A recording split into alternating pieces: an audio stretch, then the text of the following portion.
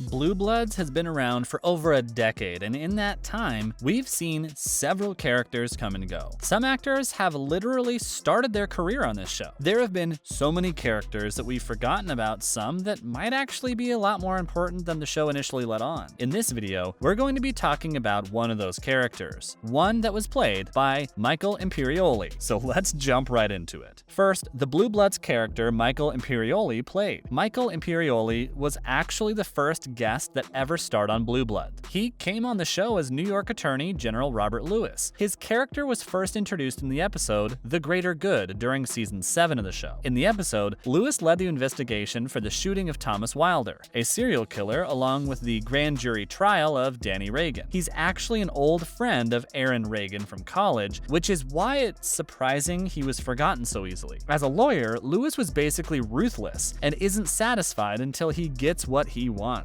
But unlike most of the other characters in the show, Lewis uses unethical ways to make things go the way he wants. Like that one time, he literally manipulated Frank Reagan just so he'd be able to use excessive force and get the commissioner on his side. This ended up being the last time he was on the show, and he never came back. That was until the episode More Than Meets the Eye in 2021. After Jamie Reagan arrested a reporter who recorded him and Eddie catching a shoplifter, while Frank approved a charging the journalist for interfering in the investigation, Lewis was not having it. He stormed inside Frank's office and informed him that he had dropped all charges against the journalist and said as long as the journalist isn't directly associated with the crime, then they shouldn't be arrested. Is he ever gonna come back? After Michael made an appearance on the show after 5 years, many fans were left wondering if they were ever gonna see Michael on Blue Bloods ever again. While no one knows the real answer to this question, we can always speculate. Michael's chances of coming back to Blue Bloods are actually pretty high. This is because of his last appearance on the show. After Lewis called out Frank on arresting the journalist, Frank revealed that Lewis and the reporter were actually having a secret relationship together. They used an official state car to meet up at night every now and again, and Frank managed to get this info. When Lewis realized Frank knew his real intention, he backed off real quick and left. Many think that Lewis might come back for revenge or to fight for the journalist again, especially since he left abruptly. Another reason why he could return is because of the connection between Blue Bloods and another big show called The Sopranos. Both Blue Bloods and The Sopranos have had some of the same executive producers and writers on it, Mitchell Burgess and Robin Green. These two have actually won Emmys for their amazing writing back in 2001 and 2003. Considering the show actually had the same producers and writers, it wouldn't be surprising if Mitchell Burgess and Robin Green wanted him back on Blue Bloods for another episode in the future. Next, more than just another Blue Blood character. Michael Imperioli is actually the son of amateur actors who had a dream to become famous but weren't able to achieve their dreams. But unlike them, he planned on studying medicine. But at the last second, he realized his true dream was acting, so he enrolled at Lee Strasberg Theater and Film Institute to study acting instead. Michael then went on to play Christopher Moltisanti on The Sopranos. This ended up being one of his most successful roles, and he was even nominated for 5 Emmys and 2 Golden Globe Awards. The Sopranos wasn't the only show Michael had been a part of. He was also in another pretty big drama series called Lincoln Rhyme: Hunt for the Bone Collector. In this show, he was cast as a lead role of Rick Solito. Other than that, he's acted in a fair share of movies like Last Man Standing and Jungle Fever. Michael was also big on donating money to charity. Back in 2014, he won the Tournament of Stars competition on the cooking show called Chopped. He earned $40,000 from the competition, but instead of keeping the money for himself, he decided to send it over to his designated charity. Michael Imperioli wasn't just an actor. He was actually a singer and guitarist, too. He debuted with the band Zoppa with their debut album called La Dolce Vita. But these days, Michael has been on the low and has been trying to spend more time with his wife of 25 years and their 3 children. Michael Imperioli isn't the only character that everyone forgot made an appearance on the show. There's actually a bunch of other pretty big actors that you might have forgotten about completely. Here are just a few characters. Dylan Walsh. When we think of Dylan Walsh, the first thing that comes to mind is his character as Dr. Sean McNamara on Nip Tuck. But Walsh actually had a guest role on Blue Bloods and has been a part of multiple episodes of the show. Walsh plays the New York mayor, Peter Chase, who is also Frank's boss. His character was obviously pretty important being the mayor and all, but despite this, he isn't really remembered for playing Peter Chase. In fact, most of his fans don't even know that he was in Blue Bloods. This is probably because of the fact that he plays a lot bigger roles on TV shows that are even bigger than Blue Bloods. For example, other than Nip Tuck, Walsh